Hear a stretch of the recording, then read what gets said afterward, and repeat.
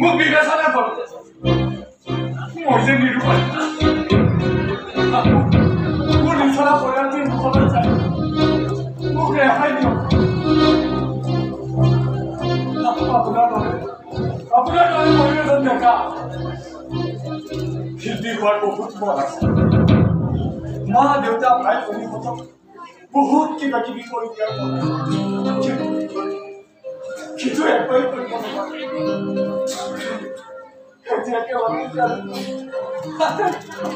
হাতকে চকু পানী চুকিলে শস্য গদালি মাৰি বুলি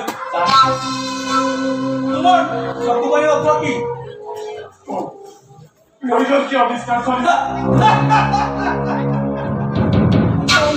পৰাশাৰ প্ৰতি পঢ়ি ৰখাৰ দুৰ্বলতাৰ আত্মবৰ্তা তাৰ বাবে অপনষ্ট হোৱা তুমি কৰি যোৱা আজি লাগে কোৱা কিন্তু এইবোৰৰ মাজলৈ বৰ শান্ত জানিব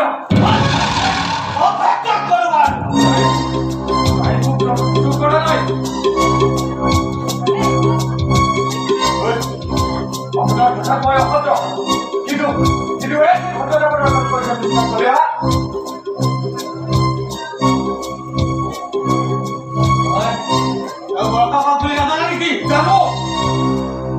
কিন্তু বৰষাই ককায়েকক এইখন ঘৰৰ কৰ্মচাৰী উলিয়াই দিবলৈ অনুমতি কোনে দিলে মই দিছো আপুনি মোক ইয়াৰ পৰা খেলি পঠিয়াবৰ বাবে আপুনি আনক ব্যৱহাৰ কৰিব লগা হ'ল আপুনি ইমান মোৰ ঘৰত থাকি মোকে এডিটিং কৰা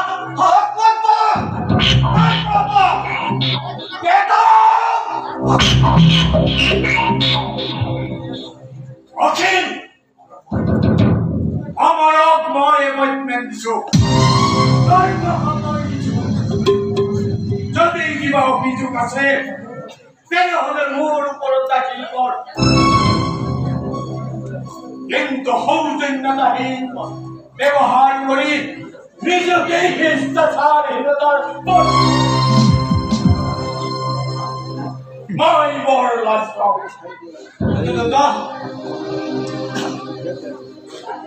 মই বাৰে বাৰে তাৰ হৈ উকালতি কৰিব লগা হৈছে তই দেখাটো ভুল মোৰ চকুত নপৰে কিয় বৰষা যে মোৰ ধৰ্মপত্নী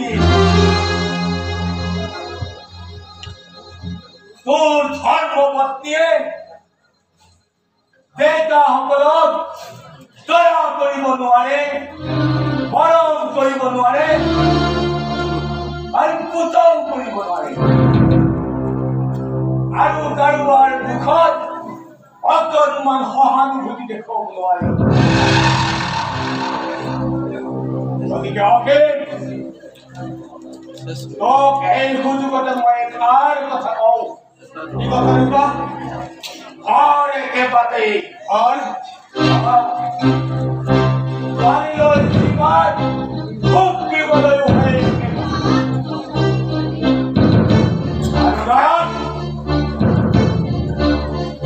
তই আমাৰ আত্মীয় হ'ব পাৰ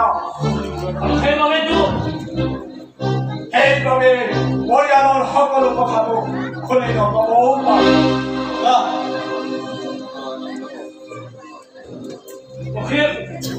দেউতাই মোক আমাৰ ওচৰত সেয়া কৰিছে নাই কৰা মই কিন্তু পৰিয়ালৰ ভিতৰ চলাত মই যাৰে তাৰে প্ৰৱেশ বেয়া পাওঁ কিন্তু অসীম কথা বলা নাই আৰু যিদিনা বলিব তেতিয়া সেইদিনা বৰষা আৰু অমৰৰ দৰে তোকো হয়তো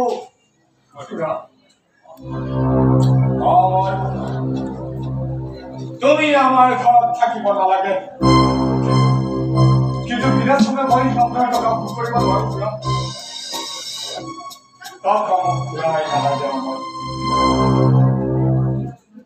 কিন্তু 2 লাখ টকা তহঁতৰ এটা কোনো হ'ব লাগিছে নাৰায়ণ কথা নকবা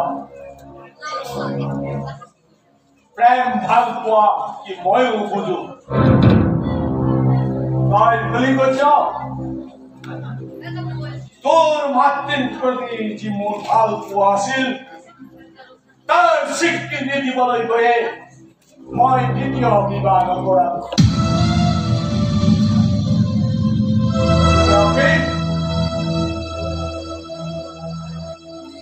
তই মোৰ সিদ্ধান্তৰ ওপৰত মাত মাতিব আহিছ তই মোৰ বিশ্বাসক উপলব্ধ কৰ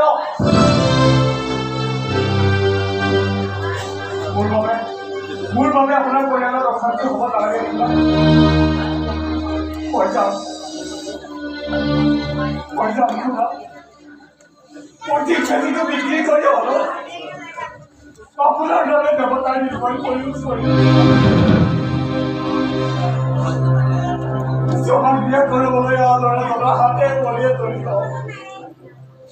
তাইৰ লগত একোৱেই লগৰ তাৰ বাবে দায়িত্ব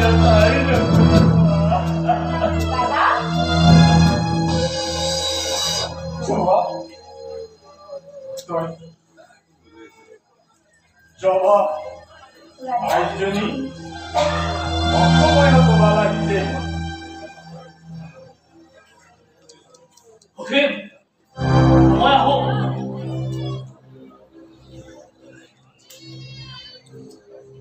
দাদা জবা তোমাক উভলাই দিবলৈ আহিছো দাদা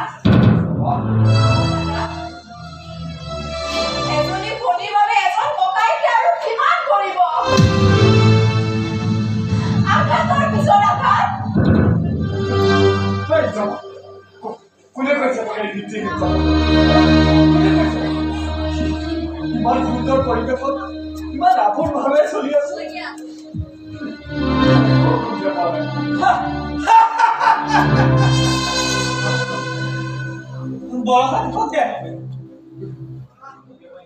বৰষাৰ সংগ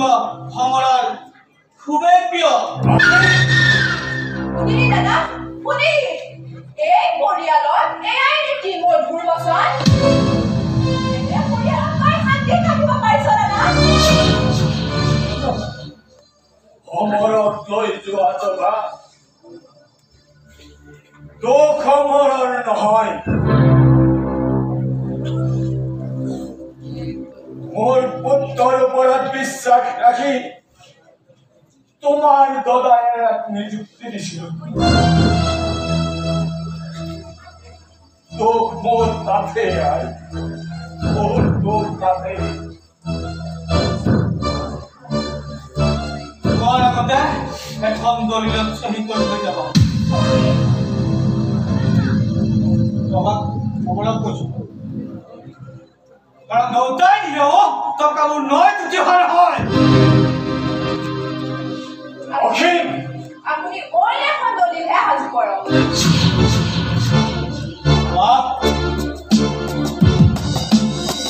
মৰ্ণাই দিয়া 2 লাখ টকা ঘূৰাই পাম বুলি একে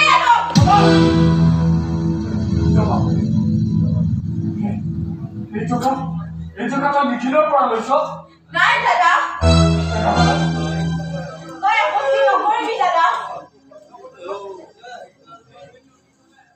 মোৰ বিয়াৰ বাবে এই প্ৰশ্ন আৰু নকৰিবি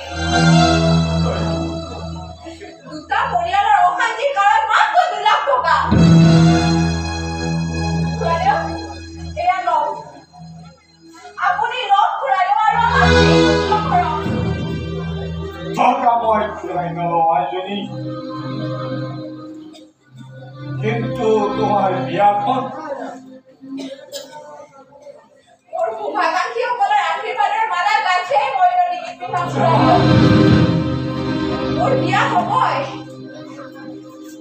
এয়া লওক কি যাবা পুৰুষৰ দৰে আঁতৰি কিয় নিশ্চয় কৰিছা আমি দুখীয়া হ'ব পাৰোঁ কিন্তু টকাৰ কাৰণে স্বাৰ্থ বৃদ্ধি নকৰোঁ